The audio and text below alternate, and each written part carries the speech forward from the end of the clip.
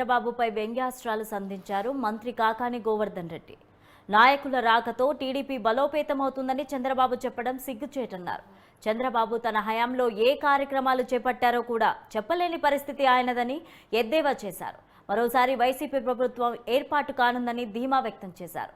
175 సీట్లను ప్రకటించలేక బీజేపీ పొత్తుల కోసం ఎదురు చూస్తుందని చంద్రబాబు సీఎం జగన్పై దూషించే అర్హత లేదన్నారు. చంద్రబాబు సంసిద్ధమనడానికి అర్థమేంటో చెప్పాలని మంత్రి కాకాని డిమాండ్ చేశారు. సహా కబ్జా చేసినటువంటి చంద్రబాబు నోటుకుండా ఆ మాటలు రాకూడదు నాయన. ఎవరైనా వేరే వాడు మాట్లాడితే సరే, ఆయన ఏం చేశాడనేది మాట్లాడే ముందు ఆయన చేసావని నీ నోటి మాటతో చెప్తున్నావు. నువ్వు చేసావనే దానికి కోర్టులో ఆధారాలు ఉన్నాయి. కోర్టు కూడా అడ్మిట్ అవుతుంది, ఎస్ చంద్రబాబు తప్పు చేశాడు, కానీ చంద్రబాబుని విచారించండి అని చెప్పి బెయిల్ తెచ్చుకున్నావు. నీ మీద లేకుండా దాని మీద కూడా నువ్వు విచారణకు సిద్ధపడలే. దాని మీద కూడా ఆ పిటిషన్ మీద క్వాష్ పిటిషన్ పోయావు నువ్వు. కాబట్టి నువ్వు నీ అవినీతి భోగాన్ని, నీ అవినీతి భోగతాన్ని చూడు. 1 ఏళ్ళు పెడితే 4 ఏళ్ళు నీ వెనక చూస్తున్నా అనేటువంటిది గుర్తుంచుకుంటే మంచిది చంద్రబాబు.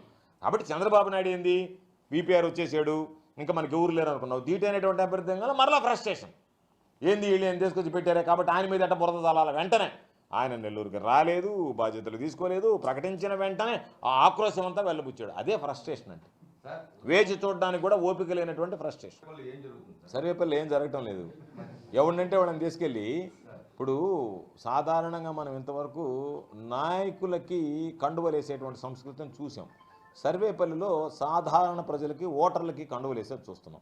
ఆ ఓటర్ అనేటువంటి వాడు పొద్దున ఆడంటాడు, సాయంకాలం ఏడంటాడు. అంటే జనాలకు సంబంధించినటువంటి దాంట్లో చేరికలు అనేటువంటి ఒక మైండ్ గేమ్. టికెట్ కోసం ఉండొచ్చు పాపం, ఎందుకంటే టికెట్ కాస్త టైట్గా ఉంది కదా, ఎవరినో ఒకరిని చేరికలు అంటే చేర్చుకోవడానికి ప్రయత్నం చేయొచ్చు, తప్పులేదు. దాన్ని నేను తప్పుపట్టడంలే. దానివల్ల ఆయనకు టికెట్ వస్తే మంచిదే. కానీ ఆ టికెట్ వచ్చేటువంటి దాంట్లో నేను బలహీనపడకూడదు కదా. ఎవరు వెళ్ళారో చూడండి అంటే వాళ్ళని పిలిపిస్తే, అయ్యా నేను ఆడకపోతే అంటే ఎంత దారుణం అంటే, ఎవరన్నా మనుషులను ఆటోలో తీసుకుపోతే ఆటో వాడికి కండ వేయడం, ఎవడన్నా మంచినీళ్ళు బాటిల్ తీసుకుపోతే వాడికి మంచినీళ్ళు క్యాన్ వాడికి కండ వేయడం. వాళ్ళు ఎవరు, బుచ్చివాళ్ళు నెల్లూరులో రేష్మా బిర్యానీలో ఆ అంగట్లో మీరు కావాలంటే పోయి వెరిఫై చేసిపో. రేష్మా బిర్యానీలో మంచినీళ్ళ క్యాన్లు వేసేవాడు వస్తే వాడు ఒక మంచినీళ్ళ